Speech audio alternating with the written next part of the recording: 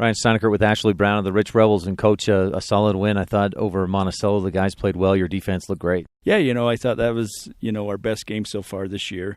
Offensively, we struggled once in a while, but we were more consistent. We were able to move the ball on the ground. And then defensively, we were able to create some turnovers, which always helps you. And so I thought it was a very good game for us, and it's a game that we needed to win.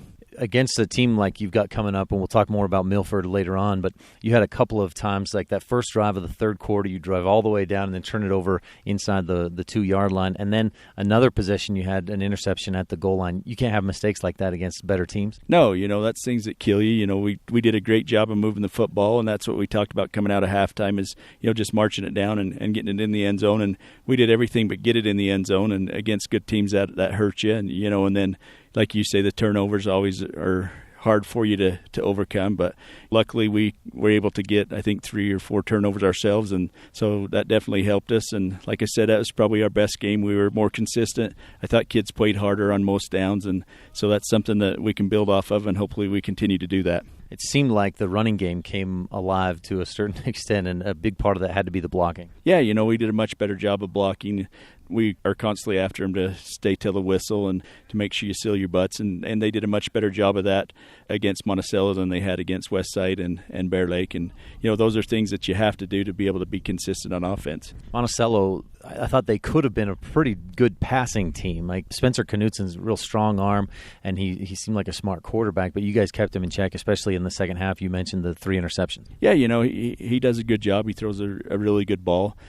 So hopefully that gets us ready for Milford because they like to throw it a little more than what we've seen. So, hopefully that prepares us a little bit, and hopefully we do a good job with the pass coverage this week because we're going to have to.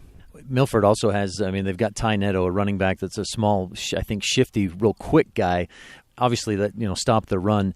Do you think you'll do things a little different defensively to stop that pass or slow it down? They're going to try to spread us out, so we're going to have to, spread out with them. And so that's going to be the key is being able to stop their run, when they spread us out. But we'll play some different coverages, and hopefully it confuses them a little bit. But it's definitely a key is to be able to stop their pass, and then hopefully the run doesn't hurt us. What are the keys as far as stopping that spread? Is it just making sure everybody does their assignment on defense? Yeah, and if you can get pressure on the quarterback, it definitely helps so he doesn't have all day to stand back there. So hopefully we can blitz a little bit and get to him to where he has to rush his passes. And, and then our kids have got to be aggressive on as far as our DBs, and they got to react to the football and go get it.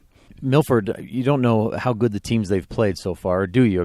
They're scoring 51 points a game, but do we know how good Layton Christian is this year, or do we know, where is Milford really, do you think? It's hard to tell because, they played some of those 2A schools, but, those are teams that we don't get to see. So, and then Layton Christian will play a little later on. I know Layton Christian's huge just watching them from the tape, but, Milford did a good job against them. They controlled the football game the whole time, and, so it's hard to tell what Milford's played against, but we know they're good. We know they've got lots of experience, and we know we're going to have to play well. Last time you played at Milford, they returned the opening kick for a touchdown. You obviously don't want to let that happen, but what else do you need to do to beat Milford Friday night? Hopefully create some turnovers.